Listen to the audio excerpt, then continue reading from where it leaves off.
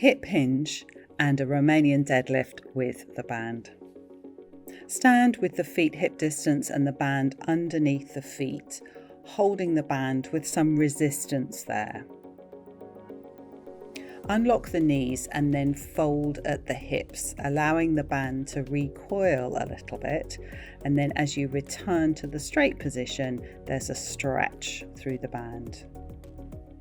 Unlocking the knees to then make the hip fold, the hip hinge, the hip flexion a little easier, keeping the spine straight as you work.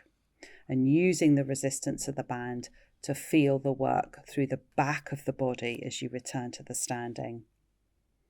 As Lorraine goes deeper into more of the Romanian deadlift version, she chokes up the band a little bit so she can get a bit more resistance as she drives up.